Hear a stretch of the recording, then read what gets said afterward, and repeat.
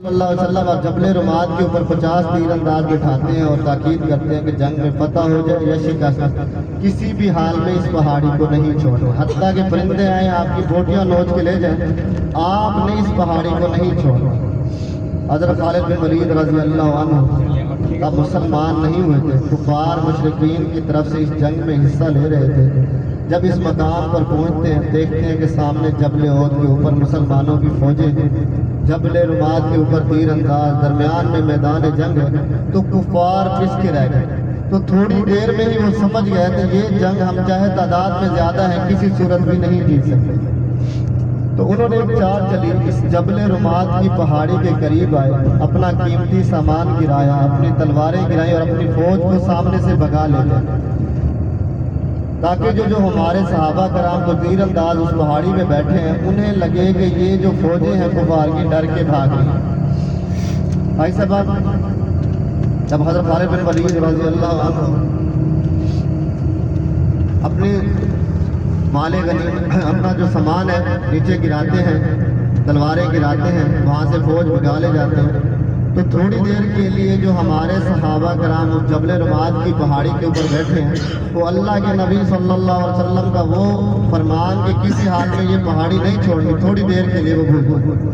50 میں سے 40 جب کفار کو بھاگتا دیکھتے ہیں میدان جنگ سے تو وہ پہاڑی چھوڑ دیتے ہیں تاکہ نیچے جا کر ان بھاگتے ہوئے کفار کو قتل کر سکیں اور ان کا جو مال غنیمت ہے وہ اٹھا سکیں۔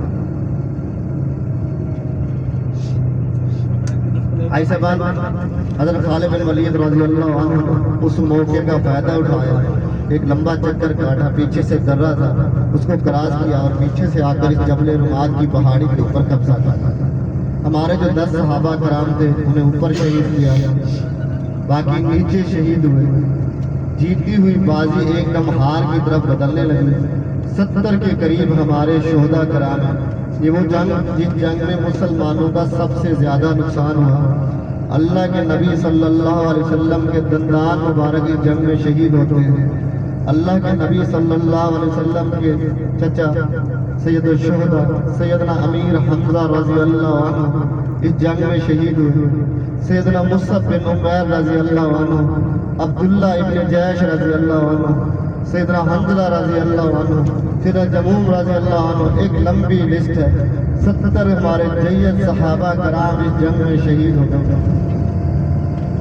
ایسے بات یہ جو غزوہ بدر ہم جا رہے ہیں اس مقام پر سید الشہداء سیدنا امیر حمزہ رضی اللہ عنہ کفار کے 3 بڑے سردار ہیں، عتبہ عتیبہ شیبہ نے قتل کیا۔